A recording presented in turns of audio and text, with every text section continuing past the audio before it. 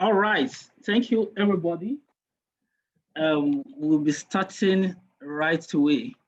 Okay, we have over 60 persons on the call already, and the time is 4:32. So I'm going to share my screen and then we'll kick off. I trust that others will join us um, as we commence. Okay. All right. So if you can see my screen, please just post yes to me. If you can see my screen. Okay. All right. Thank you, Olajumoke. Okay. Thank you, Nkechi. All right. So we just kick off. All right. That's interesting. We have amazing topics to discuss today. All right. Of course, every topic has been amazing, but I tell you today, we are going to discuss it is very important. And then so it's a build up on our previous discussions. All right. So I also assume that there are certain persons that are joining us for the very first time. It means you have to watch the previous videos. Unfortunately, it has not been sent. That's for the one we had yesterday. All right. But the first session, you have to watch the first session and then you'll be able to actually catch up with us. All right. This annotation, somebody has started writing. Let me just check this. So no. Sorry, a moment, please. Okay. I don't seem to. So if you have a clue on how I can disable this, please just post to me in the box. Somebody's already writing on my screen. Okay, it should be under annotation, but let me just kick off. All right, so yesterday we looked at functions, Excel functions, basically. We looked at test functions, we looked at date and time functions. Unfortunately, we could not look at reference and lookup functions, all right? And I'm still contemplating if we would be able to discuss that today because of the topics that we already scheduled for today. And so for today, we will dive very deeply into cell references, okay? We're going to talk about 9 amazing types of cell references with examples. I have numerous examples that we are going to discuss, okay? And then so after cell references, we'll talk about data validation. Okay, we're going to look at data validation, different types of data validation, and then we would have a stint at scenario manager, all right, how to use the scenario manager. Okay, so these are the topics that we have. You can actually see under the cell references, we have 9 types, okay? And then under data validation, we have about 9 types also. Okay, we're going to look at all of this in the space of 90 minutes. I do not want us to exit time because I believe that we also have schedules that are outside of this session. Okay, in between yesterday and today, I received numerous emails, asking me to touch certain points, concerning our discussions today. And that's why I have taken my time right since morning to create more examples that we're going to run through. Like I said right from the beginning, this program is tailored to everybody's needs. All right. So whether your competency level is 1 or it is 8 or is 6, irrespective of your competency level right now on Excel, we have something that would interest you. All right. So even the topics that we are talking about, these are topics that we can also take at length. Just take data validation, for example. I can begin to talk about this and linking it up with lookup functions, and we'll go all the way and look at. Let me show you something before we just start. Now, if I'm going to talk about lookup function, A typical lookup function class for me will contain all of these topics. You can actually see it is numerous. There's no way you can talk about all of this in 90 minutes, all right? But we would look at what we can do. But the most important today is to actually start from cell references and then gradually proceed to data validation. And then from there, we'll see some other things that we can do. Okay, all right, so we'll start right away.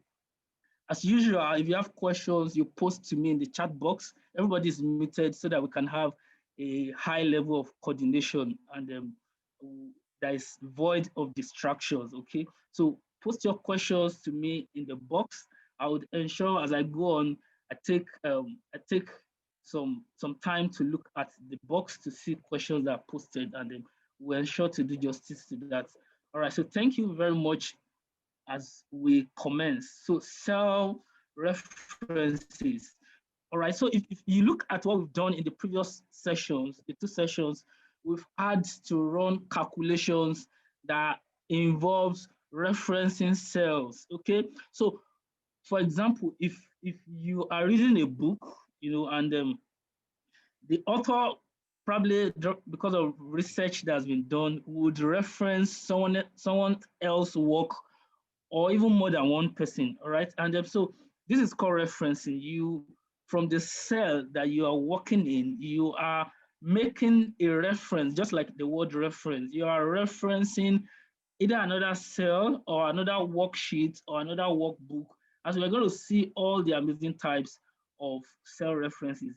There are 4 major ones that are that I believe probably are most familiar with, and these are the first 4. Okay, but the other 5 are also types of references. I'm going to look at examples very shortly. But before we start with examples, let me just run us through definitions for each of them and the attributes that each of them has. Okay, so we're going to start with relative cell reference. Okay, so relative cell reference. Every reference, just like a calculation, will start with if you're running a calculation rather, it will start with a $sign. But if it is a reference to another cell, you do not need a $sign in this case. So for example, if I am here, just pay attention to how I move my cursor, okay? We're going to run calculations definitely, but in just explaining this part. Now look at where my cursor is. If you look at the name box, it is showing M12, okay?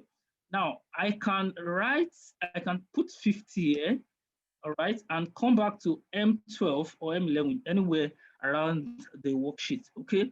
And make a reference to this. It's going to show 50. Now, initially it wasn't 50 that is here. And I didn't type 50 here, okay? But it is referencing this that has a value in it, all right? So you don't need to put a $sign. The $sign itself is for this formula. It is not for the referencing that I did, all right? So attributes, no $signs. It moves relatively throughout the copy. So if I copy this down, it's going to move. So if I copy this down, for example, putting my cursor here and copy this down and just drag down, there's nothing that will display. It won't display anything because now what it's showing 0 is because it's actually assuming that from this 50, I have moved down. Can you see that it changed now? So if I put 100 here, notice what will happen here. All right, it changes. All right, so this is relative cell reference. Okay, so now we're not locking anything here. That's what we call locking. Okay, I've mentioned this several times. Even yesterday we used F4 to lock our cells in our formulas. Okay, but we're not locking anything here. So one of the attributes is there's no locking. All right, so let's just pay attention as we progress. You'll see the color coding. This color coding that I did is just to differentiate the types of references that we have, the 4 major types that we have. Okay, so now this is absolute cell reference. Okay, now this absolute cell reference, this could involve locking. Now you lock with the dollar sign. Yeah, I'm actually taking it from the basics now, and then we'll move gradually up, just like we do in all of the sessions. All right, so you can actually see that as a dollar sign is locking. Now in this A1 that you are seeing, this A1, for every cell, for example, this is P23. Now it's referencing a cell that points us to the column and the row. So the intersection is actually the name of the cell, the name box, right? So you can lock for the row, and you can also lock for the, sorry, you can lock for the row, and you can also lock for the column, okay? All right, so next one is mixed. We are going to run through a number of examples for all of this. Mixed cell references, okay? Now, mixed cell, in this case, you can either lock the row and not lock the column, or you lock the column and not lock the row. All right, so you can see it remains absolute or locked when copying vertically across the rows, okay? Now, you can move relatively when copying horizontally across the columns. We'll see that in the examples that we have. Right, the next one is the mixed cell references with column logged. Now, the first one I talked about is row logged. Now, you can see the row is labeled in number. So you can see this A hashtag, sorry, A $1. Now, it's telling me that the column is not locked, but the row is locked. Now, the difference between this and this is that for here, the row is the locked part, and then for here, the column is the locked part, okay? So these are the major 4 cell references. The other ones actually build up on these 4. I don't know if you have any question regarding this before we dive into the examples that we have. All right, so let's move on. Don't forget this. Number 1, relative cell reference. Number 2, absolute. Number 3, mixed cell with row locked. The other one is mixed cell with column locked. That's this part. Okay. All right. So we have examples. We have a lot of examples for us. We've actually done something like this before. Okay. So let's just run through them again like a refresher. So I have revenue, and then I have operating expenses. So I want to calculate my net profit, because you know net profit would be revenue minus operating expenses, or all of the expenses that you have. But in this case, it is operating expenses. Okay. So basically, what I would do, starting my calculation with an equal sign, up arrow, and then I go to C7, and minus up arrow, I go to C8. Now notice I'm not locking anything. I'm not locking this because I am not copying it to anywhere. So I hit enter.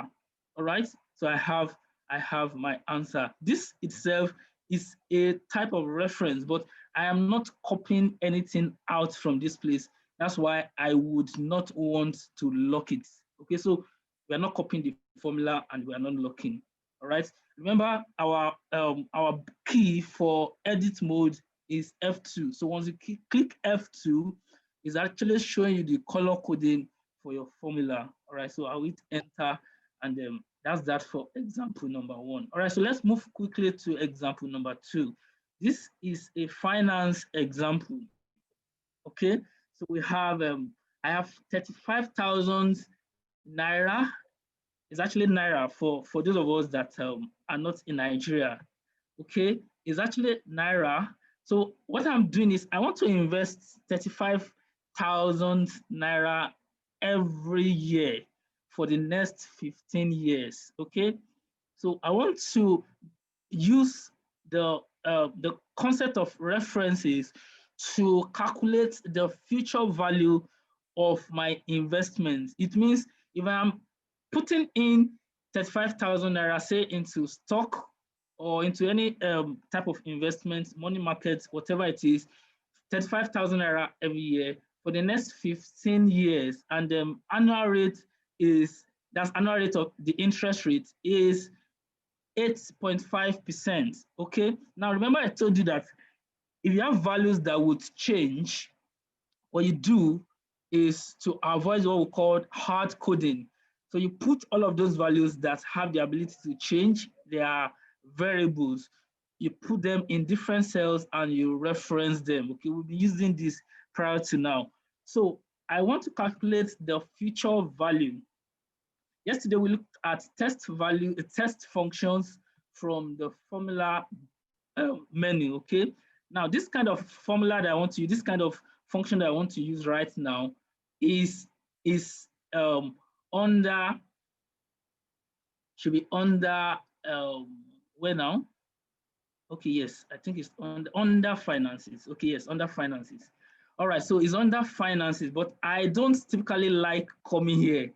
Okay, because Excel itself has the ability, once you begin to punch in the letters, it would guess what you are trying to type, and so it will assist you. So I want to calculate the future value. So don't forget, I'm putting in 35,000 naira into say savings or whatever, and then it yields 8.5% increase. So by the end of 15 years, I want to be able to see what my investment has yielded. All right, so I would use what we call future value, is FV. You can actually see the screen tip, it's over here. You can see it returns the future value of an investment based on periodic constant payment and a constant interest rate. So the interest rate would not change before I actually start this calculation. Once it changes, then we will not be able to use FV. Okay, so let's take note of this. Now FV, I've actually seen what I'm looking for. I hit tab.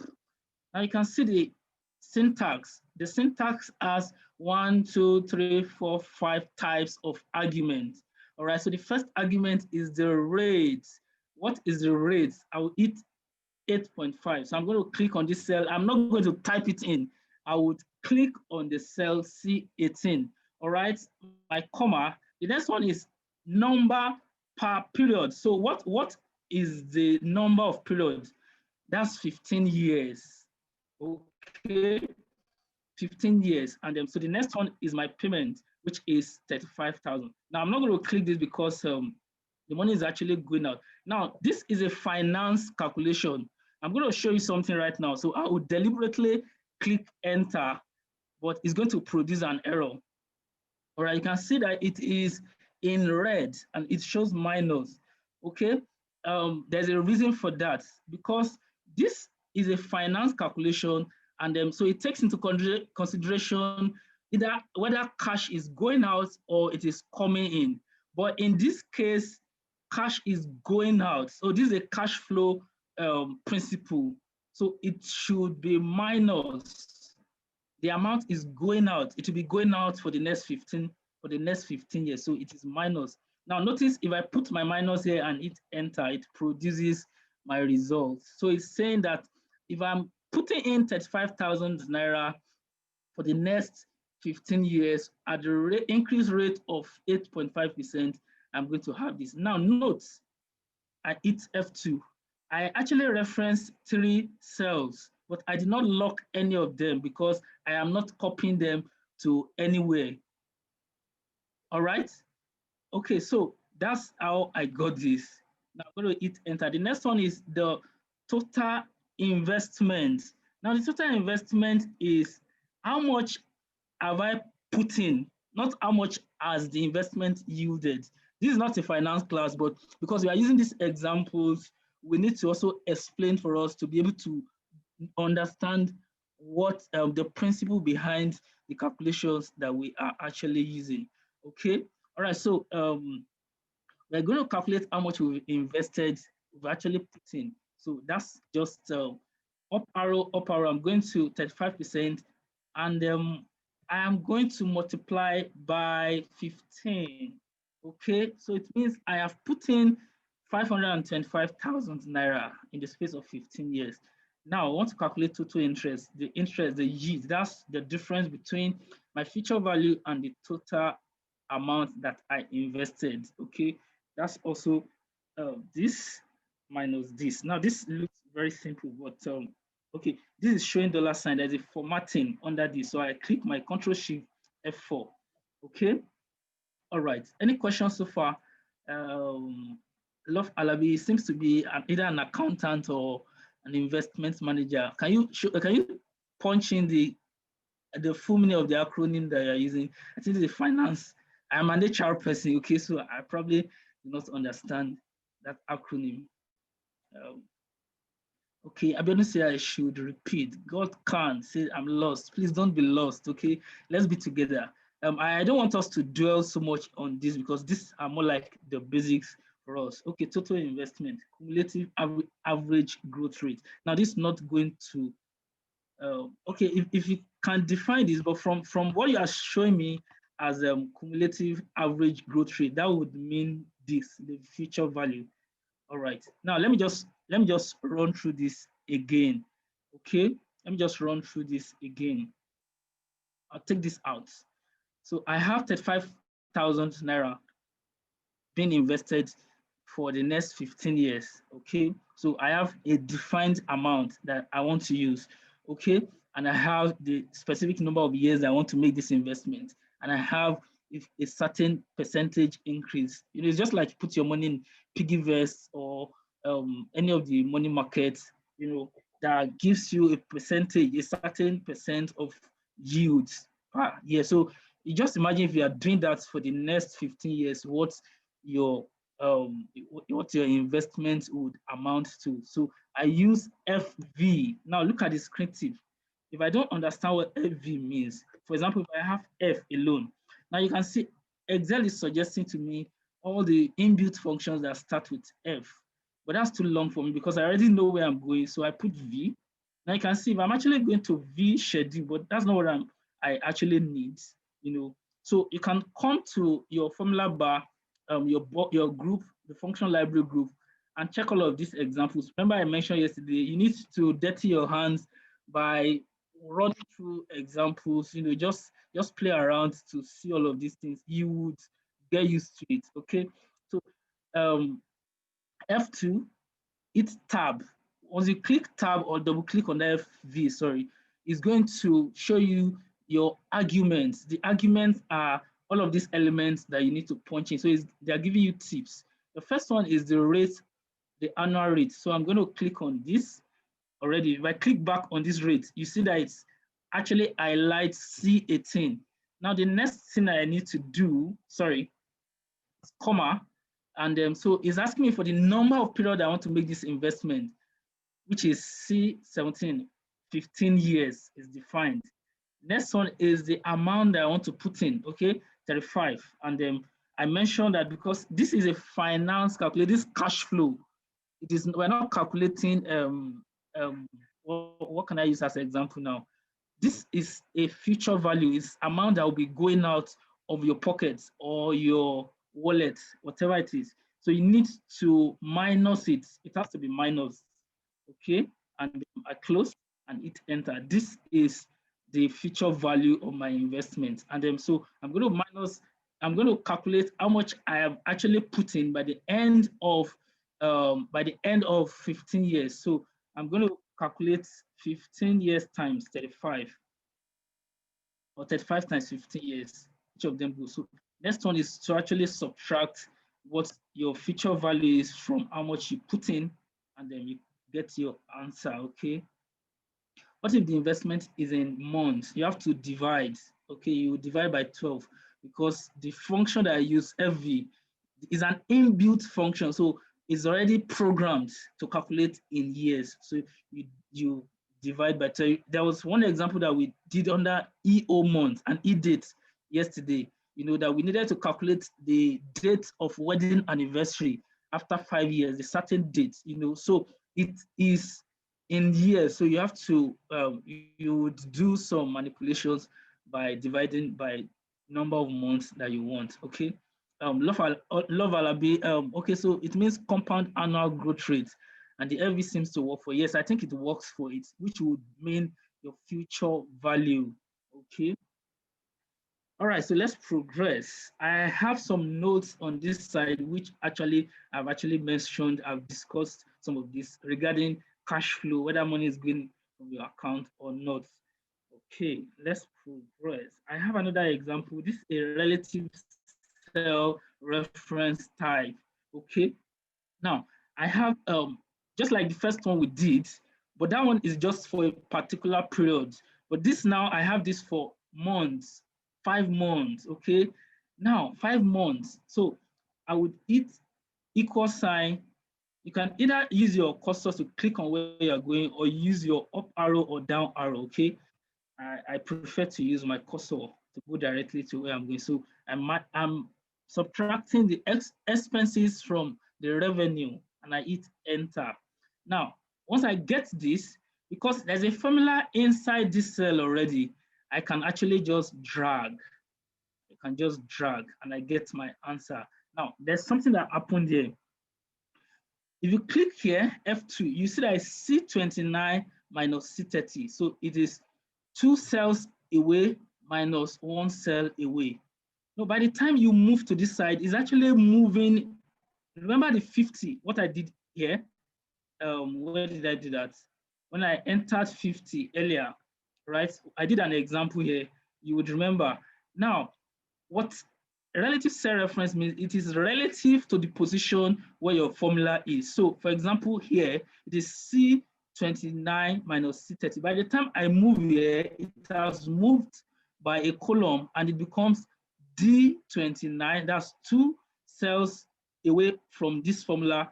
That's 2 cells. That's D29 minus D30. Okay. By the time you move to this place, it also moves. That's relative. So it's relative to the position where your cell is. Okay. All right. So I think this explains. And then so you can actually go to the last one, click F2 to see if your formula is correct, and it's actually correct. Okay. Somebody has a question. I hope you can get yesterday's. We'll talk about this. Okay. Let's focus on what we have here so that we don't lose our thoughts of flow. Okay. Next example. The next example is the combination of relative and absolute cell references. Okay. Now here, remember first one we did, that number 2. Here, we were calculating feature value because we already knew the exact rates. Okay. Now watch. For here, I am not certain of the rate. So I want to start an investment. Okay. And then I already planned to put in 35,000 for the 1,000 naira for the next 15 years. But I want to calculate how much value I will get in the future using different types of interest rates. Okay, so I'm not certain whether it's 8% or it is 7% or whether it's 3% or 4%, wherever. But I want to run through an example and say, okay, if I invest 35,000 naira in the next 15 years at the rate of 3% in growth rate, how much will I get? If it is 4%, how much will I get? If it is 8%, how much will I get? Okay, so I would use my feature value, okay, and then hit tab, go to 35,000, sorry, go to 15, what am I saying? Go to 3%, yes, sorry, it's 3%. 3% is the rate, okay, your comma. Now, I'm going to the number of period, which is 15, okay, and the amount that I want to invest, 35. But remember, it is minus. We don't have to talk about this part again. Now I'm going to click enter, but if I click enter, I already knew in my mind that I am copying down. And then so relative cell reference means that if I'm going down, B42 will become B43. It will reference this. Now C39 would become C40, but I don't want that because there's nothing in C40. Look at it.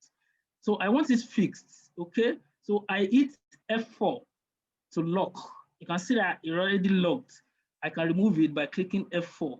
So you can see it is C39, but if I click F4 once, it locks the row and the column. So if I copy this till the last cell on this worksheet, it will not move from this place, okay? Now I want to do the same thing because I don't want this to move down here, all right? I'll click F4 and lock it, and enter. So here you have your amount, and then I'll click down. Okay. All right. So I go to the last one to check F2, and I see that it's referencing this rate with at this amount of time with this amount of naira. Okay. So you can actually see that it was locked. This is an example of relative cell reference, relative because it is moving down. Okay. B47. It was B42 here. And then absolute cell reference because absolute means I have locked it. It is locked. So I'm combining the type of reference where I locked a part and the other part that it has to move relatively. Okay. So locking, somebody is asking to recap. Locking, it means I'm actually locking this part. Now see, I am referencing from my formula. If you follow from the first example with this, for this feature value number 2, I am referencing the rate is B42, which is this. Now, because I'm going to copy down, I will not lock it. So it means once I go down by one cell, B42 will become B43. Now, for this, this number of periods, by the time I come to C42, 43, I don't want it to move. Let me show you if I do not log this, if I do not log this to, see what would happen. Now look at it, look at what will happen. Can you see that is 0? Because if I double click to check for the formula, it is referencing the rate of 4%. The number of period is calculating, 0.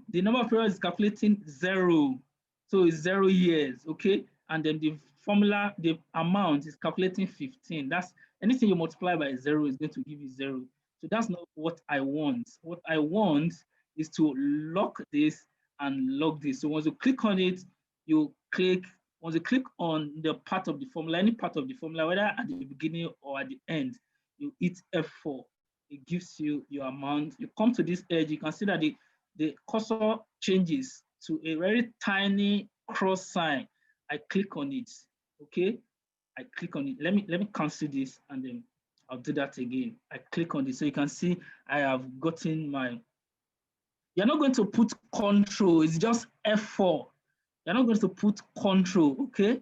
It is F4, not control, F4, F4, just F4. All right, so that's for relative and absolute cell reference. So you can see the typical example where we can use both of these. Okay, so once you understand this relative and absolute reference, we can actually use them together. Let's move to our next example. All right, example number 5. Okay, so example number 5 is showing us the amount of revenue generated, then the expenses, all of the types of expenses, cost on goods sold, operating expenses, administrative expenses, and other types of expenses. So if you copy this, sorry, if you highlight this to this order, you will check from your screen tip down here, the sum of this is actually the same as what you have on your total expenses, okay? All right, so I want to create percentages. I want to know percentage of my revenue that goes to cost of goods sold, operating expenses. I want to know how many percent of my revenue actually goes to administrative costs, like your salary payment and all of those, okay? And then I want to know the percentage of my revenue that actually goes to other types of expenses, okay? All right, so what I'm going to do is to click equals, and I'm going to reference this divided by this, but I'm going to lock this, okay? Because I'm going to copy it down, okay? This is a type of relative and absolute cell references. But what we are doing here is in percentages. So if I hit this, you see that it's 100% because I have pre-formatted my cells to be in percentages. If I click on this, you can see I highlighted this and I come to my number formatting group, you would see that is in percentage. Okay, so I don't want to drop this down because there's nothing here and I don't want to see 0. So I'll copy this I would highlight all of this and I would drop. Did you get? Now I highlight all of this and then I'll just drop. I had copied this. You can see all of these dots that are revolving around this cell. It means I have just copied it. All right. And so because these cells have been pre-formatted, I'll just enter. But there's something that changed. Now look at it. If I undo, you see all of these thick lines. All right, is a formatting. So I don't want that formatting to change. So I'll come to this place and say, I'll say formula only. Okay, so you can see that it actually preserves my formatting. Okay, so I hope this part is very clear. So it means that 12% of 100%, so it means for every 1 naira that was generated as revenue, 12 kobo was used, or 12.58 kobo was used for the cost of goods sold, your production, to purchase material and all of those. And then 20 kobo goes to operating expenses, okay? And then 7%, 7.12% goes to administrative costs, okay? So I've been able to get all of this, and I can see that 54%, 54.6% of my revenue is actually my net income, okay? All right, so we've gotten this now. Let's move on to our next example. Our next example, number 6, we're actually doing a mixed cell reference and what we call assumption table. Now, this is the assumption table. Remember up there that I already have my formula. So I'm going to use this in my next budget and say, okay, previously I used 12%, 12.858% for cost of goods sold. So I'm going to say, okay, if I generate this amount of money in January, how much would go into cost of goods sold? Okay. All right. So that's what we call assumption table. So here is my table. I'd already created this and say, okay, these are the percentages that I want to enter here. And so I pre-formatted this as my total expenses. Once I can get all of this, it will sum up my expenses and it will deduct these expenses from my revenue and it will give me my net income for that month. Okay, you can see the color coding. All right, so it's subtracting this by this from this. Okay, so I have my assumption table already, and then I want to do mixed cell references with the assumption table that I have. So I'm going to click. We need to pay attention to what we're going to do here. It's very important. So I know how to get my way around. So if I'm going to calculate this by myself, I'll just go directly straight away to get my answer. But I would just beat about the bush a little so that we can understand how we come about this. Okay. All right. So I'm going to intentionally make some mistakes that we're going to actually resolve together. I'll be asking some questions. So get ready to put your entries and your contributions in the box. Okay. All right. So I have cost of goods sold. So I want to multiply 12.58% by this, which will give me my cost of goods sold. It means if I come down, I don't want to be typing 20.06 multiplied by this. No, I'll just use this formula down and to this side, okay?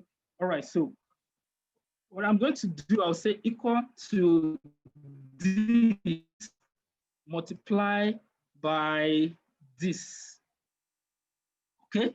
All right, look at what is happening on the board. If I click enter, it's going to produce my answer.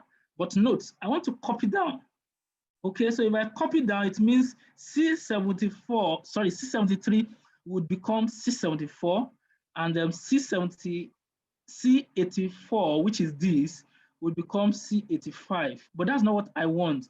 I want cost of operating the operating expenses to also copy this and also fix this. So I don't want, as I copy down, I don't want C73 to become C74. Okay, and I don't want C78 to become Now let me just enter. So you see, if I copy it down by one cell, look at what is happening. It's multiplying 20.06 by your cost of goods. That's not what I want. But if you look at it, it actually got this right. Okay, so it got this right by moving down because your arrangement here is the same arrangement here. So once it moves a cell down, it will also move a cell down here. Okay, all right, so it got the column, but it did not get this because it actually multiplied by my cost of goods sold, but that's not what I want. So it means I would go back, I'll cancel this and go back, click F2 to see your formula and say, okay, I don't want C73 to become C74, all right? I would lock it, F4.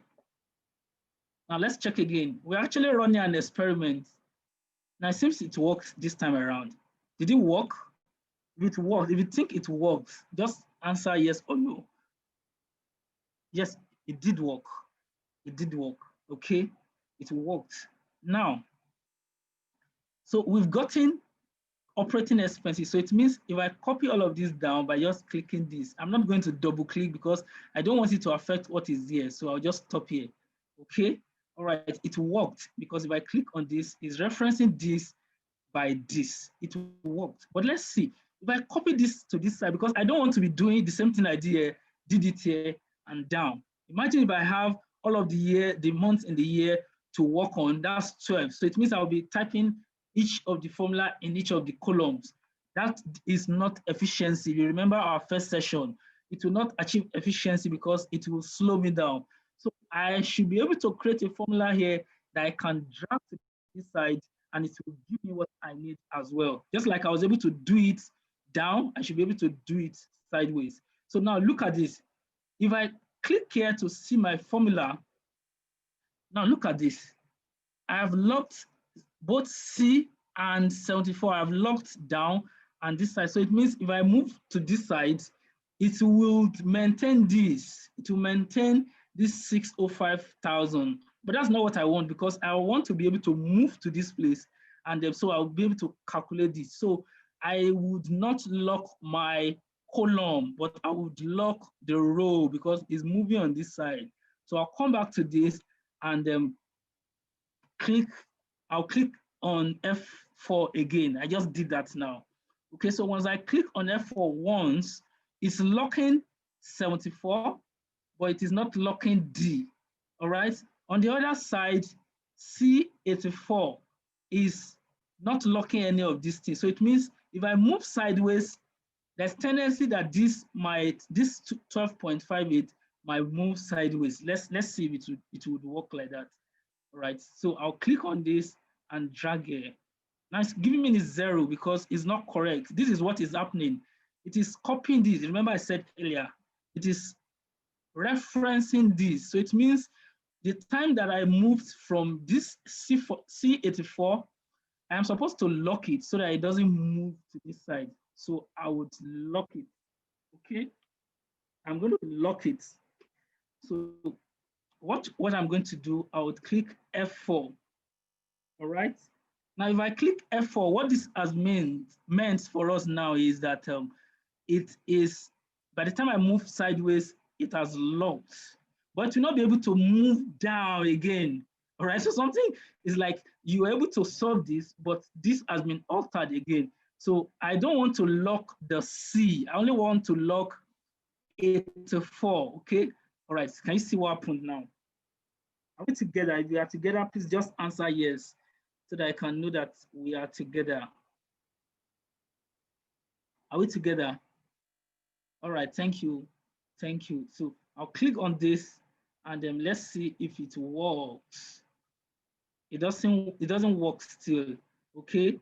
It doesn't work still. This is what is happening. Okay. So this is what is happening. It's still referencing this. So I'll go back to this and say, okay, I don't want to lock C. Sorry, I don't want to lock 84. It is C that I want to lock. I hope we are together. All right, so F4, you can see the way I've been using F4 magically is called a merry-go-round key. If you check what I have here, merry-go-round key. Somebody has actually written on my screen. All right, merry-go-round key. So it means I can always do this. I can do it around. So you can see at the beginning, nothing was locked, but I can lock the row and the column. I can lock the row alone and leave the column out. I can lock the column and leave the row. I can unlock any of those. So it's more like it's going around, okay? All right, so what I want to do here is to actually lock the column, okay, and leave this. So I would press the F4 and have this. Sorry, I'm back. Okay. Can somebody tell me if I'm right?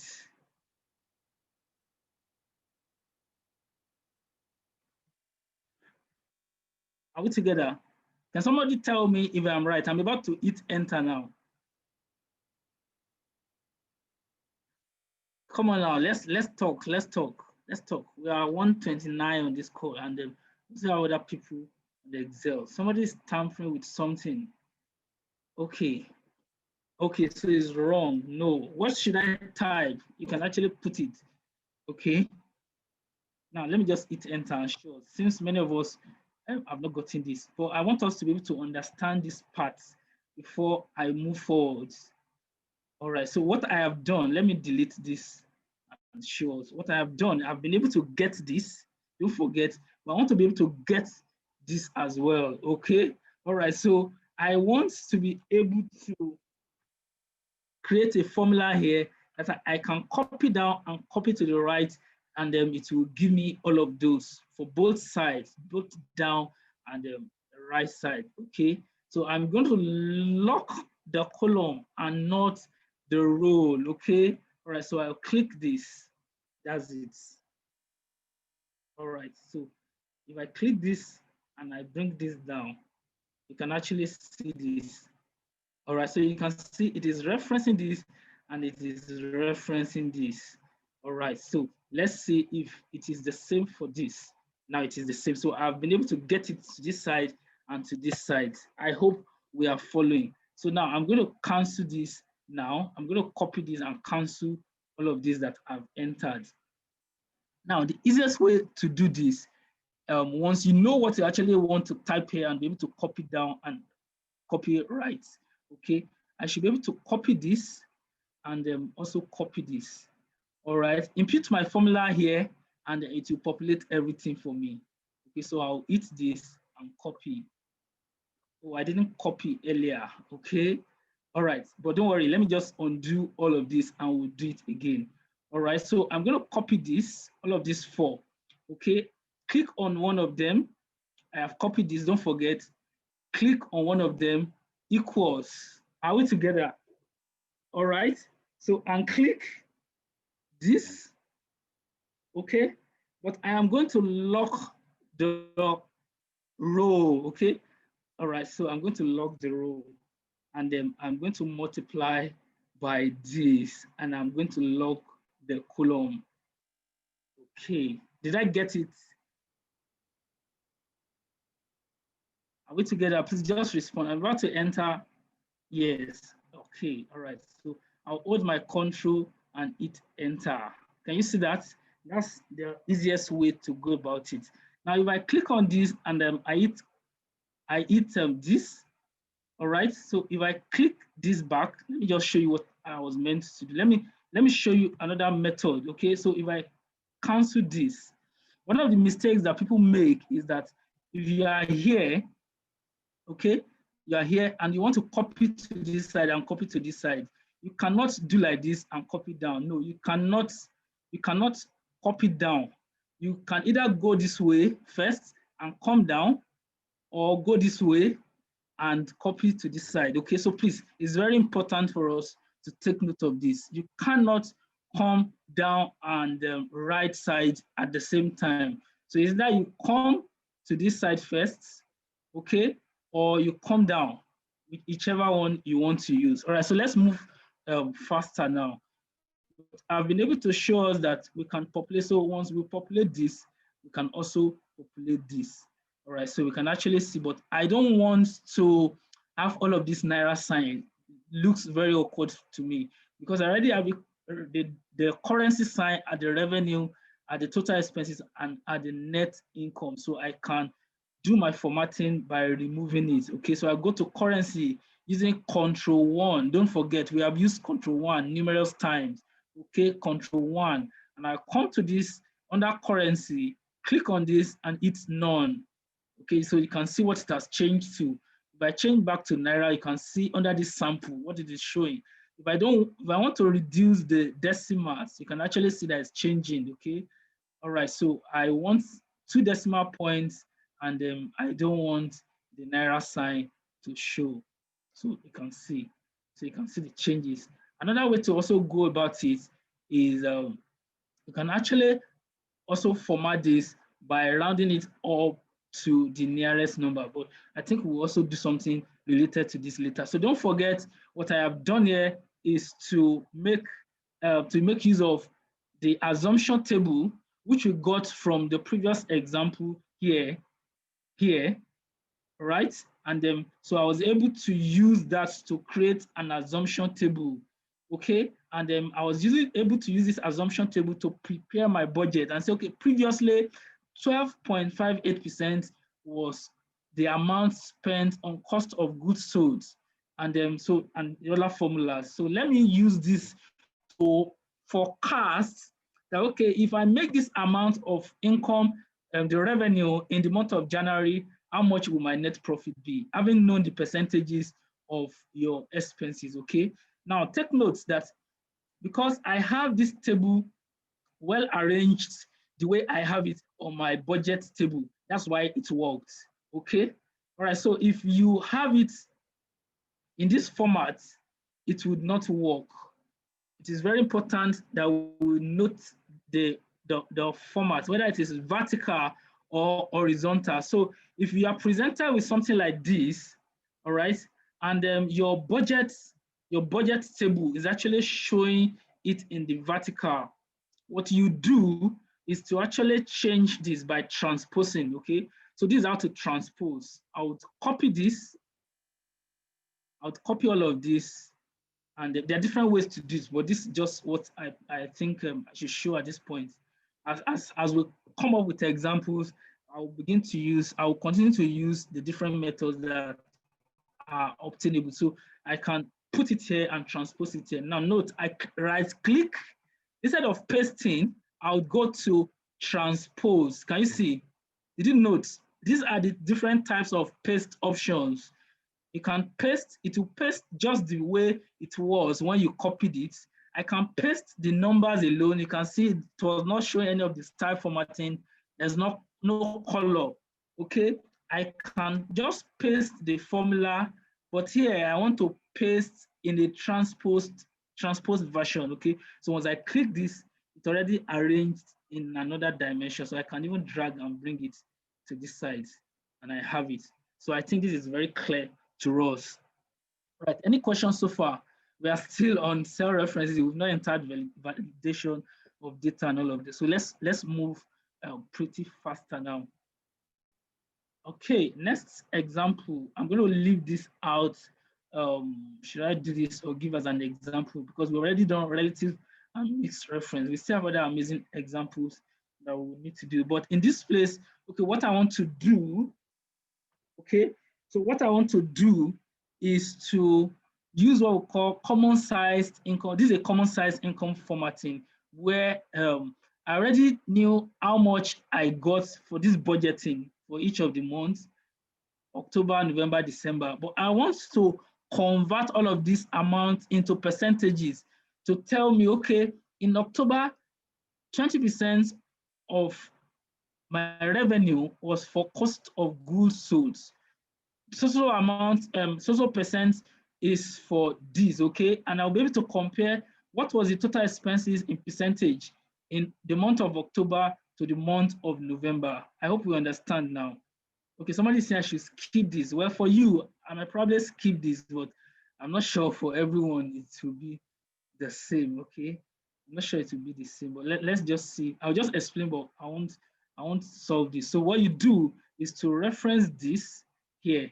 So just like with this previously, this over this, and you get your percent. So I'm going to use this as an example. Okay, I'm going to use this rather as an assignment. It's going to be as an assignment. I've actually explained, Lumide.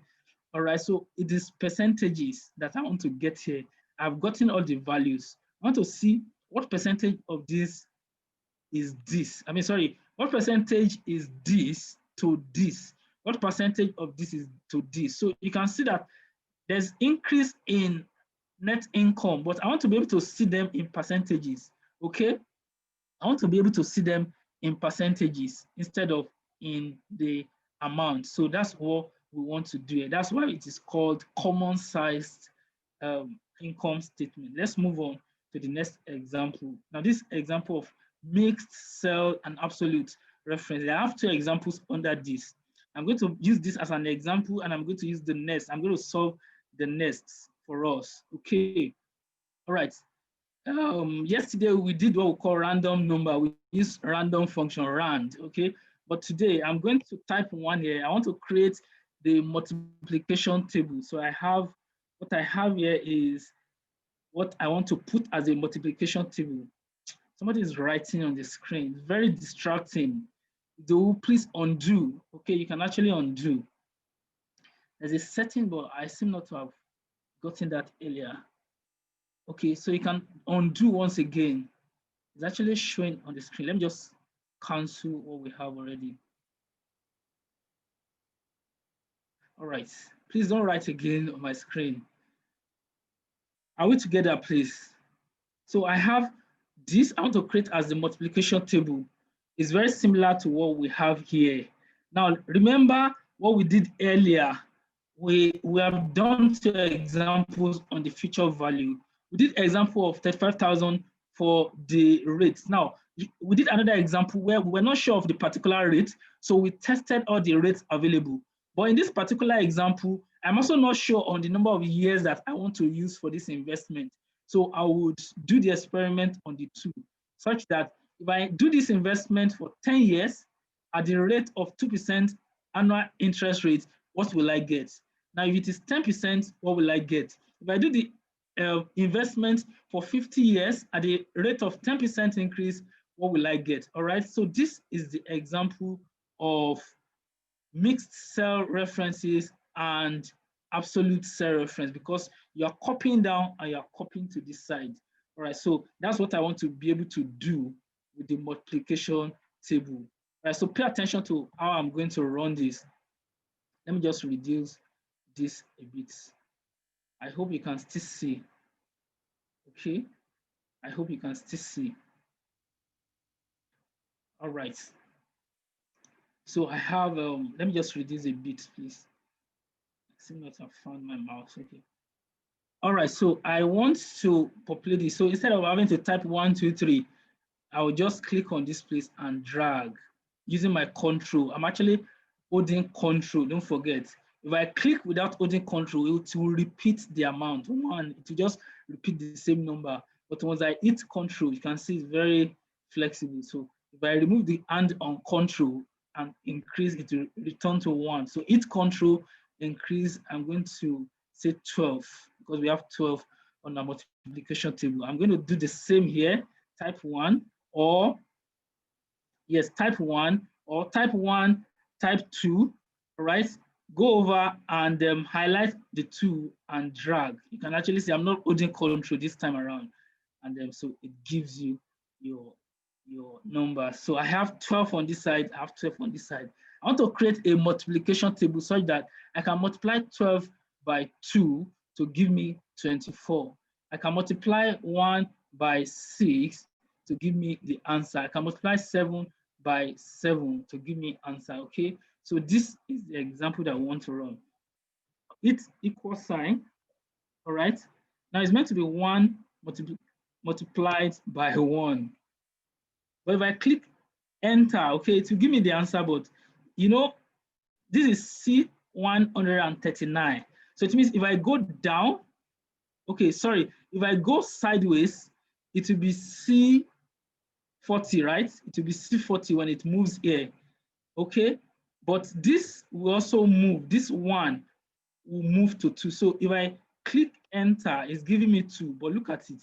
If I click this and check my formula, so it's already multiplying this by this, all right, which seems it looks incorrect. It looks correct, but if I go down, it's also showing 2. Okay, so it's showing this multiplied by this. Let's see. If I go down, is it correct? Let's answer, please. I want it to be interactive. Is it correct? Somebody saying yes. It's actually not correct. Okay, it's not correct. Yes, Fina, it's not correct. Okay, now it's not correct. So what happened is I'll go and check the last one, use F2. So you can see what it is doing. As it goes down, it's multiplying the previous one. So it's counting just one cell away, multiply by one cell to the right side. Okay, so it means C, if I go down, let me cancel this. What is happening is it is saying C, as it goes down, don't forget, we are going in the column, so C is not going to change, but it's going to change to C140. So I don't want 140, I don't want 139 to change. I don't want it to change. Okay, so I would lock this. Now, who can tell me, should I lock both the row and the column, or just the column alone, or the row alone? Are we together? Somebody said I would lock both. Row, okay, I'm going to lock row. Somebody say I'm going to lock column, the column. Somebody say both. Okay, are we together? Seems we've not gotten it. Somebody say row. Okay, well, let's see. Okay, let's see. As I move to this side, right? As I move to this side, I'm going to lock just this. I'm going to lock just this. I'm going to lock just this, because by the time I move to this side, I want it to remain at, what am I saying? Yes, I want it to remain here. Sorry. I want it to remain here so that I can move to this side, and then 149 will become, as I go down, it become one, sorry, it becomes D. I'm actually talking about the column. Yeah. So C will become D, but it is still D39. Okay. So it is the 139 that I would log. I hope we get that now. Oh, this thing is not staying. Okay. All right. Now, if I hit this and go to this side, it's producing 2. So it seems to be correct. But if I go down, now let's solve this. If I go down, it seems to be correct. Is it correct? Now it is. Okay. All right. So let's go and see. But it's not correct. It's not correct to the right side. So something is happening. So I have actually gotten this. I've gotten this. All right. Don't forget, I would actually have just entered my right answer, but we might not actually get how we got that. So that's why I'm actually running this experiment with us, so that we can understand how we got it. So I've gotten for the column, but I have not gotten for the row. So I'll go back to the row. So my concern now is this. So C is changing to, now let's see. If I click here, it's actually calculating this multiplied by 1, but that's not what I want. I want it to remain here. I want it to remain here at this 140, okay? At this B140. So instead of C140. So I'll go back to this and say, okay, so U140, I want you to lock. Am I locking the row and the column, or the row alone, or the column alone? So we're talking about this now, just this. Nkechi, you said lock B, okay? Any other person wants to validate? Okay, I'm still getting different type of, so it seems we have not gotten it all together, because some persons are saying column, some persons are saying row, but I want us to be able to see what we, okay. All right, so let's have 2 or more responses. Let's have 2 or more responses. Okay, so it is the row that I would log. Let's see. Okay, so I would lock the row. I'm going to lock the row now, and then let us see. I'm going to lock the row and let us see. So I've locked the row. Did you get it? See. Now I'll go. Did you get it? No, we didn't get it because it is still multiplying this. It is still multiplying this. So you can see that it's multiplying one cell away, H140 instead of B140. So 140 remains the same, but B. So I'm actually going to come here. Sorry, I'm going to come here and not lock. Okay, and not lock this. Okay, so let's see. Does it work? It worked. So you can see that it worked now. Okay, I hope we understand. I'm going to go back to this example for us to see. But it's very important. It looks like, yes, it's a multiplication table, very simple, but this, we're not particular about the fact that it's a multiplication table. We're particular about the kind of referencing that we are doing on the array. That's the table, okay? Right, so I'm going to go back to this. I'm going to go back to this. Now, let me just reduce my, what's it called? Input at 85% so that all of us can see without having to enlarge. Okay, something's happening on my screen. All right, so now I've been able to get for down. I've been able to get for down. I've been able to get for down. I've been able to get for the side. Okay, so you can actually see. So let's go back to our formula. This is what we did. You can look at the formula bar.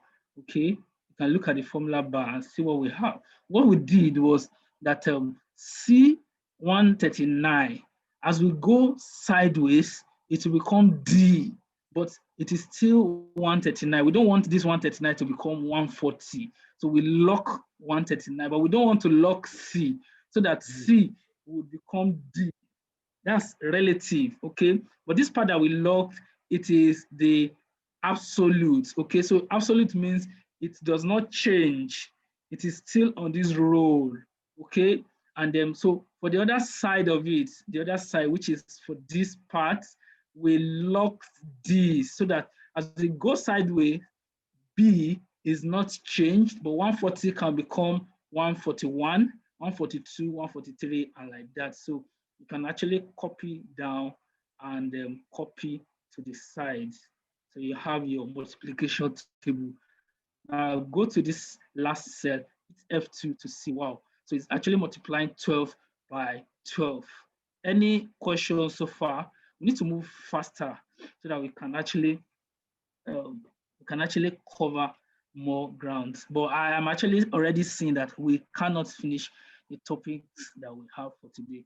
But wherever we stop, like I always do, I'll put a note on the examples so that by the time you are reading up, you would understand. Okay. All right. So here we have, let's go to the next example. I'm going to leave this out. We'll do it as done assumption table, so we'll just use it as an assignment. Okay, all right, so we'll have a privilege to discuss what we call scenario manager. Okay, so I want to create a scenario because from the examples we did previously, we were able to use this assumption table to prepare this budget. So imagine if I do not want this percentage, or this is a set of percentages that I have, and so I want to have another set of percentages so that I can always check to see if I can always use those set of percentages. And if I want to change back to this set, I can always do that. I don't know if you understand yet, but let's see how it goes. So it means if I want this, all of this to change, maybe this to 30, this to 11, this to 7, this to 6, I just want all of this to change. It will automatically update because if I enter 20 here now and click, you can see that it changes. All right, but I don't want to be changing it one by one. I want to create a scenario whereby I can have all of this all together. I can have another set of percentages so that I can switch between these, or even the third one, the third option, and go back to this, or even go back to this. So I would make use of what we call scenario manager. I think I have a note on the side. Okay, it's not there. Okay, so if you are using Excel 2013, I think previous Excel is actually Alt TE, Alt TE. All right. For 2016, it is Alt AWS. Apologies if you are using a MacBook. I don't use a MacBook. Okay, so these examples are actually what I can actually display to you. Okay, but of course you can search the internet to see a lot. There are a lot of resources on shortcuts, and if you need a document on shortcuts, I probably can attach um, as I'm sending one of the emails to you. Okay. All right. So we want to create a scenario. Don't forget what we are trying to do. We want to save the formula so that we can create another option, and we would use the other options of percentages that we have. Okay. All right. So if I want to do this, I would start by selecting this. Now there's a way you select, if you remember from our first session, this is a proper data set that is surrounded by empty cells. So if I click on Control Shift 8 or Control 8, Control Shift 8 or your Control asterisk, depending on how your key is, it will select this proper data set for you. Let me undo. So I'm clicking this and then Control Shift 8. So it selects this already. I'm going to create a scenario. Okay, so I'll go to data. Okay, I'll go to data. Before now, it used to be under this group, data tools, but now it is under, from 2016, it is under what if scenario. So once I click on this, you can see scenario manager. Okay, but I don't want to always come to the menu. So once I click on this, I would click Alt A. You can actually see suggesting, you can see all these letters, okay? And then so it's coming W, you can actually see S. Okay, so I'll cancel that again and click Alt W S. So you can actually see that it's faster, okay? Alt W S. All right. So that's how to pop up your scenario manager. Okay, so I can add. So you can see now, what do I want to call this? Well, I can call it item 1, or item 01. Okay, so it's showing the cells. So you can actually see this is showing the cells that I've selected. All right, you can neglect this. Okay, so I've actually created a scenario. Wow, it's already showing me my assumption table, what I have, all of these things that I have. Okay, so you can actually see all of those, and then I hit enter. Now I have it. I can show it, but because that's the only thing, so it will show. I can also add to it and also select. But let me cancel and go back to this. So I would click close, and then let's change this. Let's say 2022. You can actually see as my budget is changing automatically, 7.35. I'm just typing random numbers, okay, 16.434. I'm just typing 11, I'm just typing 2. So you can actually see. So I have another set of percentages that I have used, I want to use to create a budget. So I am saying, if we have this set of percentages, what is the budget that we get? So you can actually see. And then so I want to create a scenario whereby I can switch between this set of percentages and the previous ones that I had. So I'm going back, I'll click on Control Shift 8, all right, and then go to my scenario manager, Alt WAS, okay, Alt WAS. So it pops this up, all right, so I can call this item 02, okay, so show you where it is. Now you can see it's showing all of the information in that table, in that proper data set. Now you can see I can switch between the two. If I click show, now look at this. If I click show, you can see that it has changed, okay? I can click 3 for the second one and it changes. If you look at the assumption table, you see that it is changing. All right, so I want to create another one, so I'll close. Let us create another one and make it the third option. So I can call this 16.9, 13.6, 4, 5.0, 5.9. I'm just typing some random numbers, okay? So, okay, 10.55.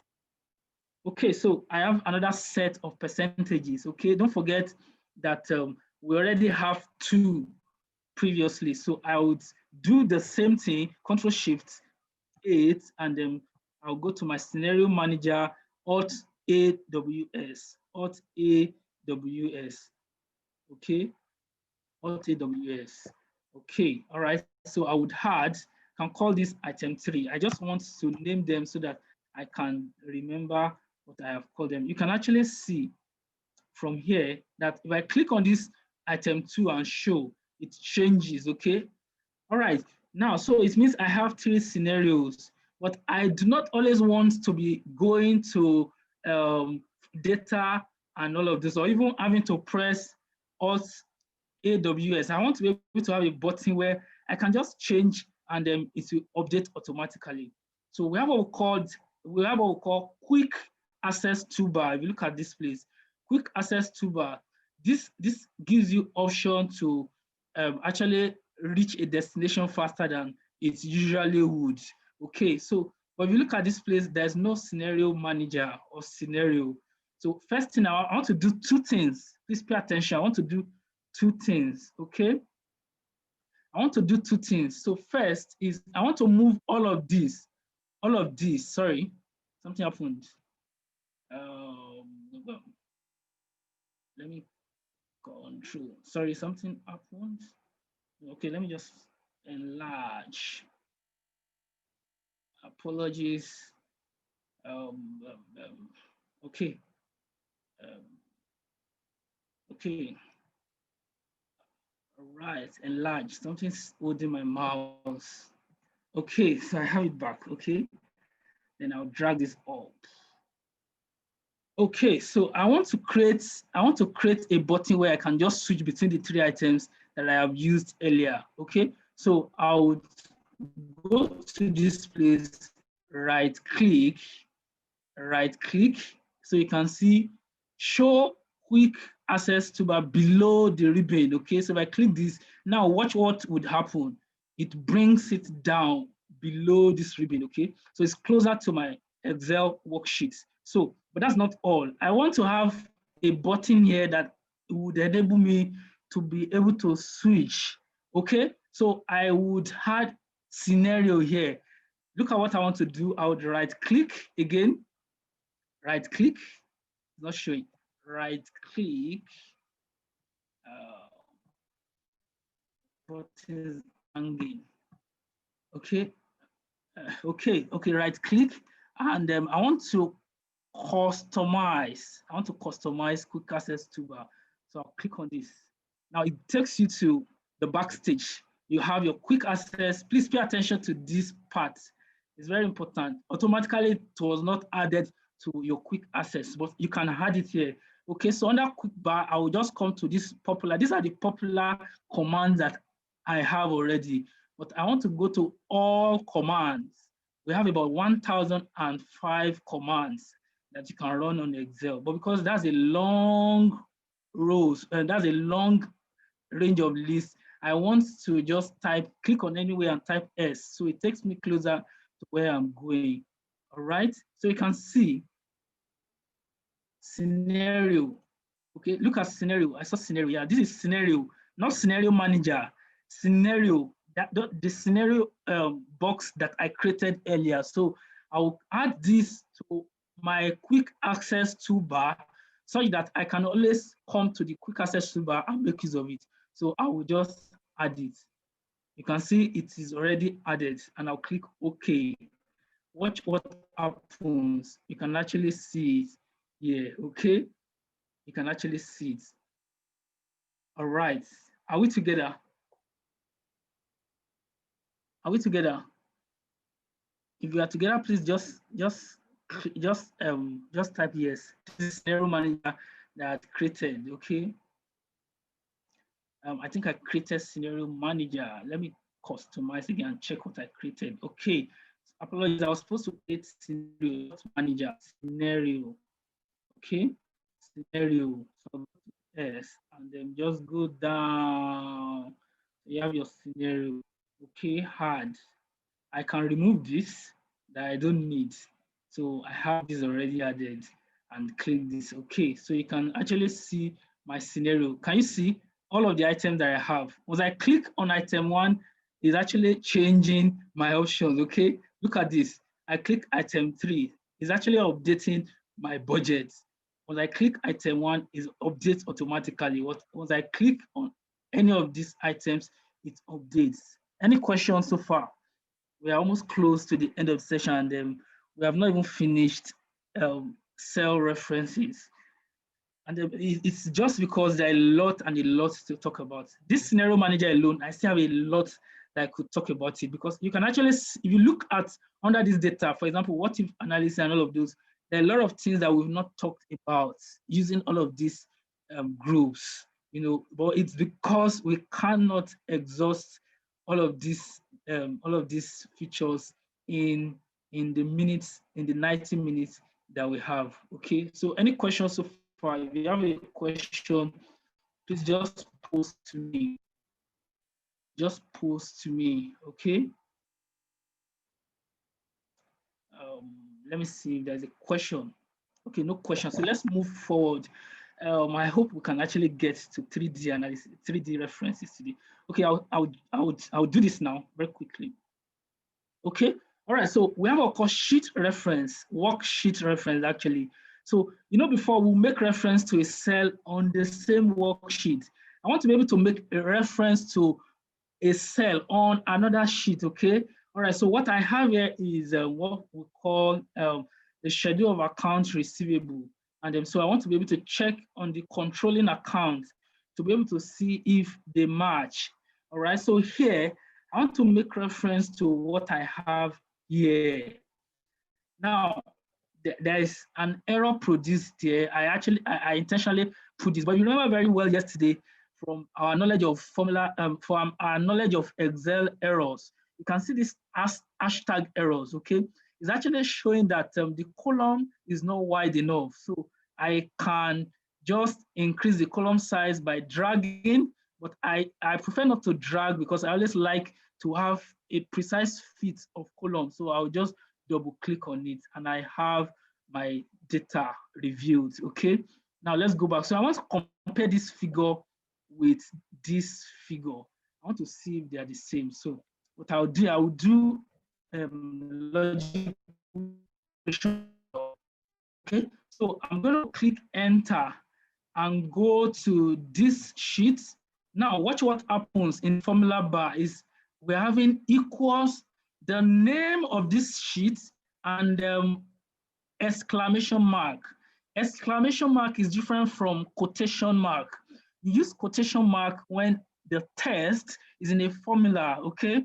Use what now? Use exclamation mark when it is referencing another sheet.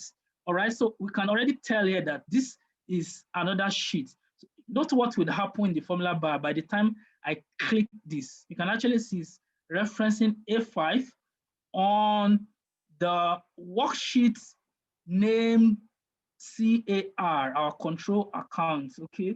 So I would not be tempted to click here. I'll just hit enter. Okay, so it takes me back to this place. Now watch what happens. So I have this. Let me just do a quick analysis. If I change this name, say I click this and put a space, all right, between C and A. Let me go back and show us what has happened. Can you see the space in between? And it's already showing a single quotation. All right, so I'm going to undo that. I'm going to undo that, okay? But I hope you pay attention to that. So I want to compare the control account with this account receivable to be able to ascertain whether they are the same. So I will hit, equals, okay? Now, I'm going to compare these two. I'll hit equals, go up arrow, compare this with this. Now it's giving me false. So it just tells me that this is not equal to this. Now let's go back and see something. You see that this is 113,837 zero kobo. Now if you click here and see from this, if we increase by formatting from the number formatting, okay, you can actually see that it was approximated. It was approximated. Please undo. You're writing on the screen, please undo. So it was approximated, okay? All right. So that's why it was not the same. I hope we understand this. This is example of sheet reference, where we have to make a reference to another sheet. There are other ways to do this, but time would not permit us. One of the ways to do this is to actually duplicate this worksheet by having this on the right side and having this same worksheet on the other side, but I'm opening this worksheet, okay? And then so I'll be able to flow in between the same workbook, but on different worksheets. All right, so let's move on and see if we can do one more example or two before we close. But I really want us to finish these cell references. All right, this is an example of workbook references. Workbook references. It means I want to make a reference to a data on another workbook outside of this document. Okay, so I have a document called May income. Okay, so I'll open it now. May income. So this is the income for May. Okay, so I'll go back to my document. I want to calculate how much income we have for June, and then bring from that document how much income we have for May, and then see the change. That's we subtract the two. All right, so I'm going to click on this. You know, I already opened the workbook. Click this and go to that workbook. Another way to go to the workbook is Control Tab. Sorry, Control. That's a Control Tab. Tab. Yes, so you're going up. All right. So okay, this takes us to the next cell. I'll talk about this shortly. Let me just go back to this. All right, I'll talk about this. So once you click equal to, you go to your document for that May, and then now notice what would happen in the formula bar. If I click on this, you can actually see single quotation, then it has this open brackets. It tells us that this is another document. Remember earlier, what would just have happened is the name, which is May net income, and then it will have exclamation mark and the reference to this sheet. But if I hit enter, it takes me back to this place. Okay. All right. So let's just run through what we have. So I want to subtract all of what I want to do to get my net income is to subtract all of these from the revenue, and I will be able to produce the income. So what I'll do is this. I'll get this minus sum. Okay. Open my bracket or click tab. All of these and close. Okay. Now you can see I've actually gotten that. And then so I would do the subtraction. Subtraction should not be difficult for us by now because we've used a lot of examples.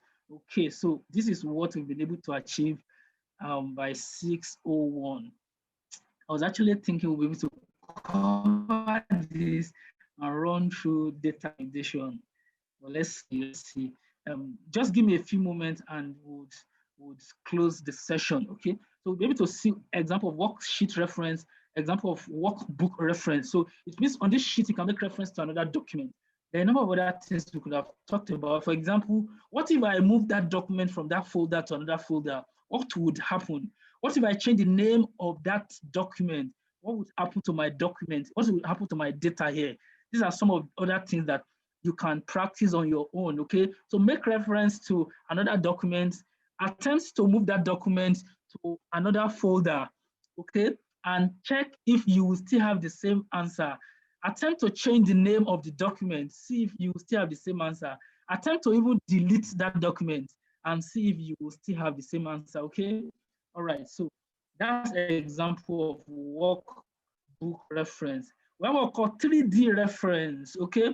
3D reference, very example, is not actually 3D glass or 3D printing. It's just 3D on Excel. So what I want to do is I have this product, okay, and I want to be able to calculate the number of products that were sold in each of the months for 3 offices. I have Accra, I have Cape Town, I have Lagos. If you check through, you will see that these products are arranged in the same order. So that's one of the conditions. The product or what you have must be the same all through, you know, and what you have on the rows must be the same all through. Okay, so those are the 2 major conditions that we need to confirm. Okay, so I have I have the month, I have this office, I have this space, I have this office. So I want to be able to total how much of Brom product was sold in Lagos office, in Cape Town office, in Accra office, all together without having to be adding 19 plus 11 plus 14. No, that's a waste of time. So we can do our 3D reference, okay? So what I'll do is to put my equal sign, you know, and go to the first place and click on this. So you can actually see what is happening. Excuse me, Accra office is putting single quotation mark with an exclamation mark. All right, if I hit this, you can actually see. So I will hold on to my control and go to the next one. Sorry, shift rather. I will hold shift. You can actually, if you notice, these 3 were intentionally colored. Let me undo so that we can actually see what we were doing earlier. It's going to produce a ref error. Now you can actually see these 3. I intentionally put them in color, others were not colored. All right, so what I want to do now is click on the equal, go to the first one, all right, so that we can use what we have on the first one and straight away we just go to the last one. Every other thing in between would be added, okay? So I'll go to the first one, click on Brown, right, hold my control, go to the next one.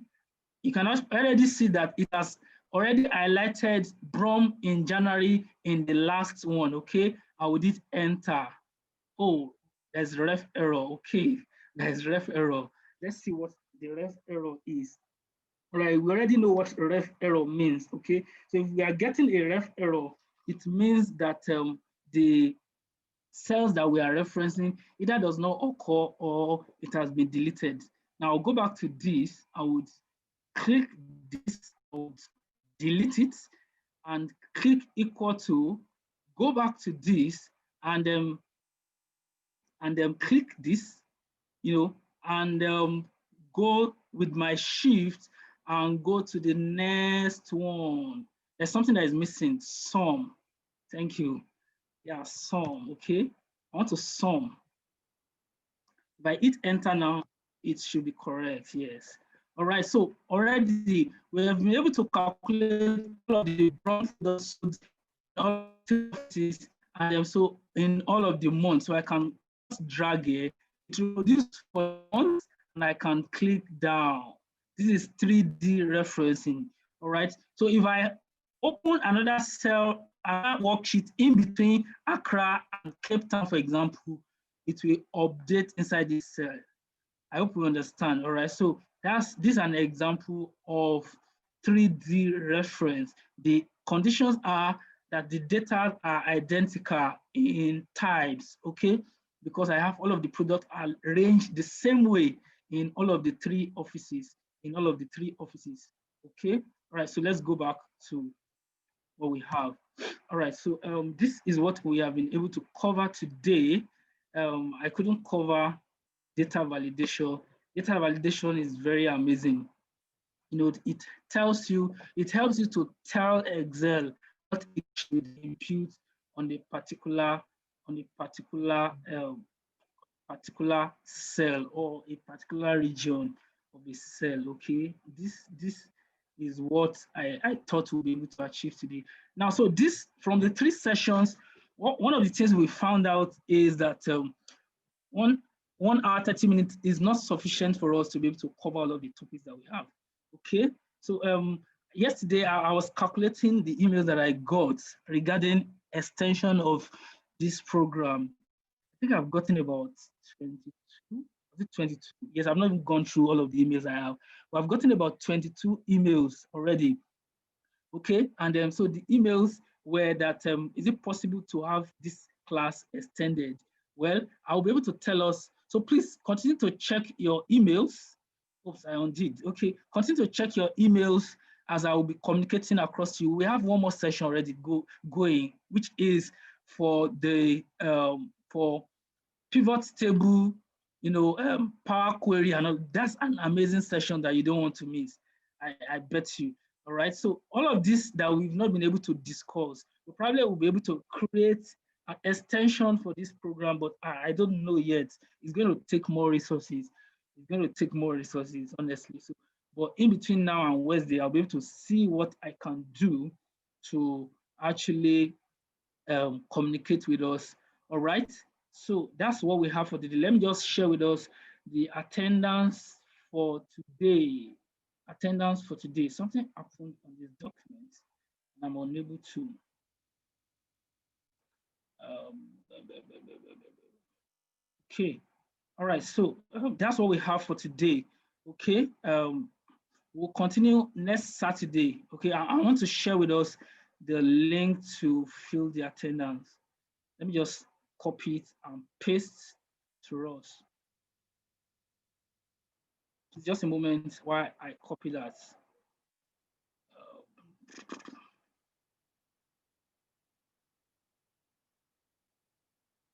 Okay.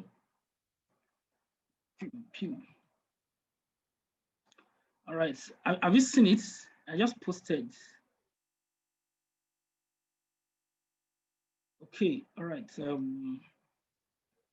So please ensure to fill this. Please ensure to fill this so that I will be able to know that you attended, and then I can send you the assignment, okay, whether you're on YouTube or you're on Zoom. So please fill in the attendance, and then I'll be able to share what we have with you, okay? All right. Thank you very much for your time. Please keep the emails coming.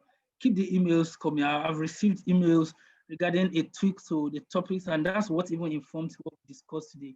Not be able to touch lookup and reference function. That's another interesting topic.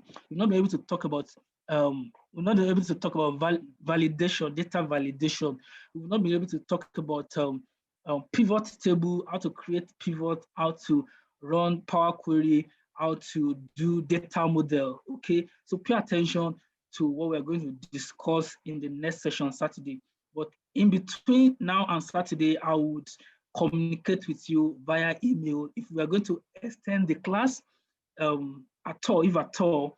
And then, so if we are going to extend it, all the conditions that will be around it, I would share with us. Okay, so thank you very much for your time. Please, before you exit, ensure to fill the attendance. Okay, and then so we see on Saturday, same time, 4:30. All right, so till then, I wish you the best for the week, best of the week to everybody. Thank you for your audience, and so I appreciate you. All right, so you can exit the meeting once you are able to fill and submit your attendance. Okay, attendance sheet. The link has been shared, Damilola. I just posted again.